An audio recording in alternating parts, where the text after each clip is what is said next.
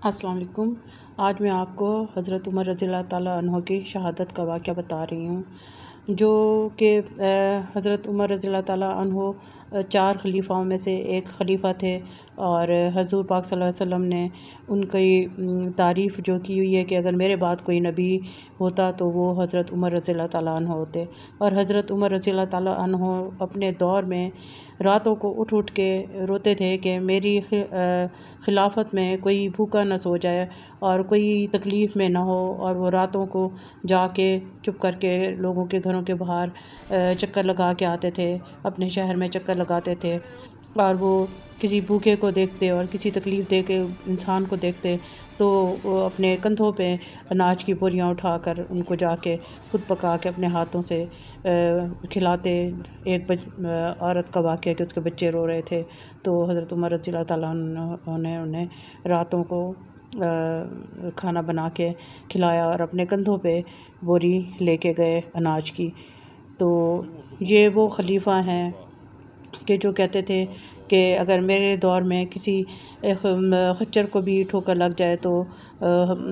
مجھ سے پوچھا جائے گا اللہ تعالیٰ کی طرف سے کہ تم نے اس سڑک کو ٹھیک کیوں نہیں بنایا۔ حضرت عمر رضی اللہ تعالیٰ عنہ کی بیوی کہتی تھی کہ حضرت عمر رضی اللہ تعالیٰ عنہ راتوں کو اٹھ اٹھ کے روتے تھے کہ مجھ سے کوئی غلطی نہ ہو گئی ہو تو میں اللہ تعالیٰ اور رسول پاک صلی اللہ علیہ وسلم کو کیا جواب دوں گا کہ میں اپنی خلافت میں میرے سے کوئی غلطی ہو گئی ہے اور میرے دور میں کوئی بھوکا سو گیا ہے اور میرے دور میں کسی کو تکلیف پہنچی ہے اور مجھے پتہ نہ چلا۔ تو وہ بہت اس چیز پہ بہت خیال رکھتے تھے لوگوں کا، اور دن کو رات کو ہر وقت وہ دیکھتے رہتے تھے کہ کوئی تکلیف میں تو نہیں ہے، اور سب کا بہت خیال رکھنے والے۔ حضرت سیدنا عمر بن مامون فرماتے ہیں کہ جس دن حضرت عمر رضی اللہ تعالیٰ عنہ پر حملہ کیا گیا اس دن مسجد میں وہیں پہ موجود تھا۔ حضرت فاروق رضی اللہ تعالیٰ عنہ صبح کی نماز کی صفیں سیدھی کر رہے تھے اور میں آپ کے بالکل قریب کھڑا تھا، اور ہمارے قریب کوئی اتنا خاص فاصلہ نہیں تھا۔ حضرت عمر رضی اللہ تعالیٰ عنہ نے جب دیکھ لیا کہ سب لوگ آ چکے ہیں مسجد میں تو انہوں نے نماز شروع کروائی، اور ان کی عادت تھی کہ صبح کی نماز میں سورۃ نحل اور سورہ یوسف پڑھاتے تھے، اور آج انہوں نے تلاوت کچھ لمبی کر دی کہ کچھ نمازی اگر پیچھے رہتے ہیں تو وہ بھی آ جائیں اور جماعت میں شامل ہو جائیں۔ ابھی آپ نے نماز شروع ہی کرائی تھی کہ ایک مجوسی جو پہلی صف میں کھڑا تھا اس نے 2 دھاری تلوار سے خنجر سے آپ پہ وار کر دیا، جو کہ زہر میں ڈوبی ہوئی تلوار تھی، اور مسجد میں بھگدڑ مچ گئی، کئی لوگ زخمی ہو گئے اور کئی لوگ شہید بھی ہو گئے، اور حضرت عمر رضی اللہ تعالیٰ عنہ کو جلدی سے ان کو دیکھا گیا کہ وہ ٹھیک بھی ہیں۔ حضرت عمر رضی اللہ تعالیٰ عنہ بہت زخمی ہو چکے تھے، اور اس مجوسی غلام نے بھاگتے ہوئے کتنے لوگوں کو 7 لوگوں کو شہید کر دیا اور 13 کو زخمی کیا، اور ایک نمازی نے اس کے اوپر کپڑا ڈال کے اس کو جب پکڑا تو اس نے اپنے خنجر سے اپنے آپ کو مار دیا اور خودکشی کر لی۔ تو حضرت عمر رضی اللہ تعالیٰ عنہ بہت زخمی ہو چکے تھے۔ حضرت عمر رضی اللہ تعالیٰ عنہ نے زخمی حالت میں حضرت ابن عباس رضی اللہ تعالیٰ عنہ سے کہا کہ بتا کرو مجھ پہ کس نے حملہ کیا ہے۔ تو حضرت ابن عباس رضی اللہ تعالیٰ عنہ باہر گئے تو انہوں نے کہا مغیرہ کے غلام ابن لولو فیروز نے آپ پر حملہ کیا ہے۔ حضرت عمر رضی اللہ تعالیٰ عنہ نے کہا وہی غلام جس کو میں نے لوہار کی نوکری دی ہے؟ تو انہوں نے کہا جی ہاں۔ تو حضرت عمر بن مامون فرماتے ہیں کہ زخمی حالت میں حضرت عمر رضی اللہ تعالیٰ عنہ کو گھر لے جایا گیا،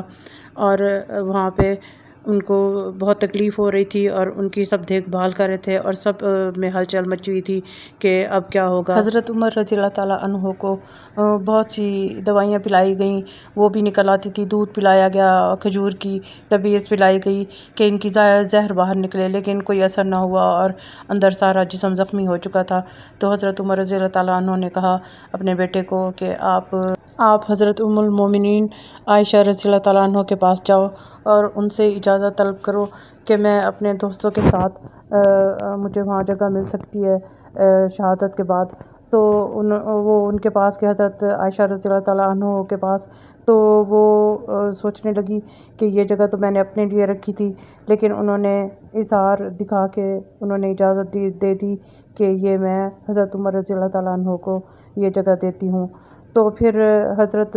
عمر رضی اللہ تعالیٰ عنہ کو ان کے بیٹے عبداللہ بن عمر نے آ کے بتایا، تو انہوں نے کہا ٹھیک ہے، وہ بہت دل میں انہیں جو چاہتے تھے وہ خوشی مل گئی، اور کچھ دنوں کے بعد وہ اس تکلیف سے گزر کے شہادت پا گئے یکم محرم، کہ اگر جب مجھے لے جانا روضہ مبارک کے پاس تو وہاں دیکھنا کہ حضرت عائشہ رضی اللہ تعالیٰ عنہ دوبارہ اجازت دیتی ہیں میرا سلام پیش کرنا، اور پھر مجھے وہاں حضور پاک صلی اللہ علیہ وسلم کے روضہ مبارک میں ان کے قدموں میں مجھے دفنا دینا۔ اگر وہ اجازت نہ دیں تو پھر مجھے باقی صحابہ میرے ساتھیوں کے ساتھ مجھے دفنا دینا۔ تو حضرت عائشہ رضی اللہ تعالیٰ عنہ نے پہلے اجازت دے چکی تھی، تو ان حضور پاک صلی اللہ علیہ وسلم کے روضہ مبارک میں حضرت عمر رضی اللہ تعالیٰ عنہ کو